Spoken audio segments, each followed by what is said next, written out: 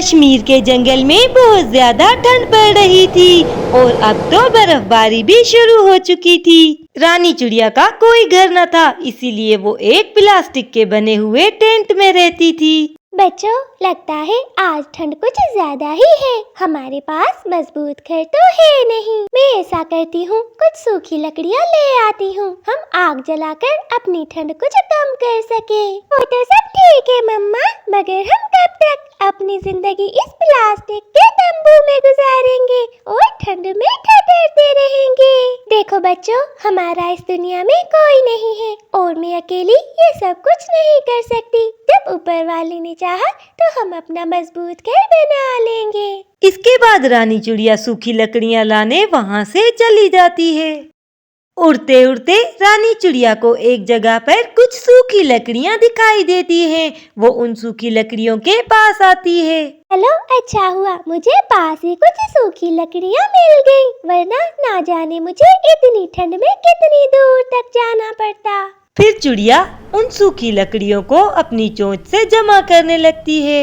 वो एक सूखी लकड़ी उठाती और उसे उठाकर एक जगह पर रख देती। ठंड भी बहुत ज्यादा थी, मगर रानी चिड़िया ठंड की परवाह किए बगैर एक एक करके लकड़ियाँ जमा करने लगती है। प्यारे दोस्तों, जब तक आपकी रानी चिड़िया लकड़ियाँ जमा करे, तब तक आप वीडियो को लाइक और चैनल को सब्सक्राइब कर दें। चिड़िया बहुत सी लकड़ियाँ जमा करके अपने घर की तरफ चल पड़ती है। चिड़िया घर वापस आकर उन लकड़ियों से आग जला लेती है, जिससे उसको और उसके बच्चों को कुछ आराम आता है।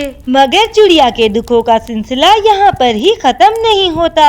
अचानक जंगल में बहुत तेज तूफान आ जाता है और तेज हवाएं लगने लगती हैं। अचानक जलती हुई आग में से एक चिंगारी निकलती है और वो उड़ता हुआ सीधा रानी चिड़िया के प्लास्टिक के तंबू पर जाकर गिरती है और उस तंबू में आग लग जाती है। अब रानी चिड़िया का आखिरी आसरा भी खत्म हो चुका था। वो अपने घर को अपनी आँखों के सामने जलता हुआ देख रही थी, मगर वो कुछ न कर सकती थी। अब मैं क्या करूं? मेरा कमजोर सा घर भी जलकर खत्म हो गया। अब मैं इतनी ठंड में अपने बच्चों को कहाँ ले जाऊं? थोड़ी ही देर में रानी चिड़िया का घर जलकर राख हो जाता है। रानी चिड़िया अपने बच्चों को लेकर वहाँ से चल पड़ती है। इधर टुनटुनी चिड़िया बड़े सुकून से अपने बेटे के साथ अपने घर में बैठी हुई थी। वहाँ पर रानी चिड़िया आ जाती है। टुनटुनी, मैं तुमसे मदद मांगने आई हूँ। तुम्हें तो पता है कि मैंने अपना मजबूत घर नहीं बनाया था। मैं अपने बच्चों के साथ एक प्लास्टिक के तंबू में रहती थी और वो भी आज जलकर राख हो गया। क्या तुम मेरी मदद करोगी? रानी चिड़िया की बात सुनकर टुनटुनी चिड़िया उसे कहती है, देखो रानी, ये जंगल है, यहाँ पर कोई किसी की मदद नहीं करता। आजकल के दौर में हमें इतना मजबूत होना चाहिए कि हर आई मुसीबत का हम अकेले सामना कर सके।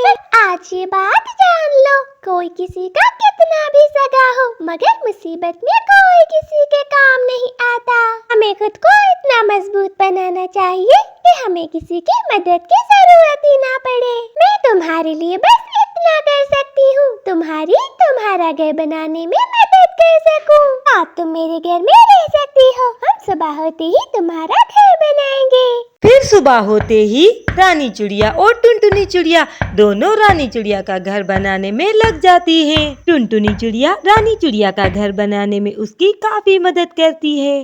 फिर काफी देर की मेहनत के बाद रानी चिड़िया का सुंदर सा घर बनकर तैयार हो जाता है। टुनटुनी बहन, तुम्हारा बहुत बहुत धन्यवाद। तुमने मेरी आंखें खोल दी। अगर तुम मुझे हिम्मत और हौसला ना दिलाती तो शायद मैं अपना घर कभी ना बना पाती। रानी बहन, धन्यवाद की कोई बात नहीं। मैंने ये सब कुछ तुमसे इसीलिए कहा कि तुम बिना किसी सहारे के जीना सीख सको। फिर रानी चिड़िया अपने उस मजबूत घर में अपने बच्चों के साथ हंसी खुशी रहने लगती है। रानी चिड़िया के माता पिता उसके बचपन में ही गुजर गए थे, इसीलिए अब रानी का इस दुनिया में कोई भी नहीं था। रानी का अपना कोई घर भी नहीं था, इसीलिए रानी कभी उधर कभी इधर रहकर अपना गुजारा कर लेती थी। और जब उसे भूख लगती तो वो जंगल के पक्षियों से खाना मांगकर खा लिया करती थी और जंगल के पक्षी उसे अपने घर के बचे हुए खराब फल दिया करते थे। कल्लू बहन, कभी तो आप लोग मुझे खाने के लिए कोई ताजा फल दिया करें। ये खराब फल खाकर मेरी तबीयत खराब रहने लगी है। रानी चिड़िया की ये बात सुनकर कल्लू कवि को बड़ा गुस्सा आ जाता है। अरे वाह, एक तो हम तुझे अनाथ और गरीब समझकर तेरी मदद करते हैं और तुझे खाने के लिए ये फल देते हैं। ऊपर से तू इतने नखरे दिखा रही है। खाना है तो खा, वरना ये फल मैं कचरे में फेंक देती हूँ। नहीं कल्लू बहन, आप नाराज ना हो, मैं यही फल खा लेती हूँ। और फिर रानी बेचारी वो सड़ा हुआ फल उठा लेती है। यूं उस चिड़िया बेचारी का जीवन दुखों से भरा हुआ था। रानी वो फल लेकर एक पेड़ के नीचे बैठ जाती है और उसे खाने लगती है। और अभी वो फल खा ही रही थी कि वहाँ पर उड़ता हुआ एक उल्लू आ जाता है। चिड़िया, मैंने 2 दिनों से कुछ भी नहीं खाया, क्या तुम मुझे खाने के लिए ये फल दे सकती हो? चिड़िया को तो बहुत भूख भी लगी थी, मगर वो दिल की बहुत अच्छी थी। वो किसी को भी तकलीफ में नहीं देख सकती थी। ठीक है उल्लू भैया, अगर आपको भूख लगी है तो आप ये फल खा सकते हैं, मगर ये फल कुछ खराब है। इसके बाद बिना कुछ बोले रानी चिड़िया उल्लू को वो फल देकर वहाँ से चली जाती है। यूं ही रात हो जाती है और अचानक ही काले बादल आसमान को चारों तरफ से घेर लेते हैं। रानी का कोई घर तो था नहीं, इसीलिए वो ऐसे मौसम में भी एक पेड़ पर बैठी हुई थी। ऊपर वाले, और कितनी परीक्षा लेगा तू मेरी? एक तो मैं सारा दिन से भूख पर हूँ और अब ये ऐसा मौसम, अगर बारिश हो गई तो मैं कहाँ जाऊँगी? मगर वो ही हुआ जिसका डर था। अचानक ही तेज बारिश शुरू हो जाती है। रानी चिड़िया सारी रात भूख पर उसी बारिश में भीगती रहती है। यूं ही सुबह हो जाती है। रानी चिड़िया खुले आसमान के नीचे बैठी हुई थी। अचानक आसमान से एक परी गुजरती है। परी के हाथ में से कुछ चूड़ियां निकलकर उसी जगह पर गिरती हैं जहां पर रानी चिड़िया बैठी हुई थी। रानी चिड़िया चूड़ियां देखकर बहुत हैरान हो जाती है, क्योंकि उसने इससे पहले इतनी सुंदर चूड़ियां कभी नहीं देखी थी। अरे ये चूड़ियां किसकी हो सकती है? मैंने इससे पहले इतनी सुंदर चूड़ियां कभी नहीं देखी। फिर रानी वो चूड़ियां अपने पंख में उठा लेती है। वाह ऊपर वाले, मुझ गरीब को दिया भी तो क्या, ये कांच की चूड़ियां। मैं इन चूड़ियों का क्या करूंगी? अगर मुझे घर और पेट भर खाना दे देता तो कितना अच्छा होता।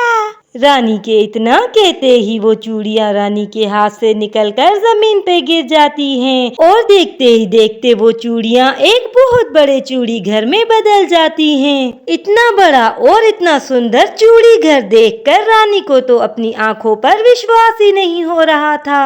अरे ये क्या, ये कोई सपना तो नहीं है? ऊपर वाले, तूने मेरी सुन ली, इतना सुंदर घर। रानी खुशी खुशी उस चूड़ी घर के अंदर चली जाती है। रानी की आंखें तो खुली की खुली रह जाती हैं, क्योंकि वो चूड़ी घर जितना बाहर से देखने में सुंदर था, इतना ही अंदर से भी था। ये घर कितना सुंदर है, अगर मुझे खाने के लिए भी कुछ मिल जाता तो कितना अच्छा होता। रानी के इतना कहते ही उन परी की चूड़ियों में रोशनी सी चमकती है और वो चूड़ियां बोलने लगती हैं। चिड़िया, तुम बहुत अच्छी हो, आज से तुम्हारे दुखी दिन खत्म हुए। आज से ये जादुई चूड़ियों का घर तुम्हारा है, तुम इससे जो चाहो वो मांग सकती हो। और फिर अचानक ही रोशनी सी चमकने लगती है और उसमें से बहुत से ताजा फल बाहर निकलते हैं, जिन्हें देखकर रानी बहुत खुश हो जाती है। यूं रानी चिड़िया का जीवन खुशियों से भर जाता है।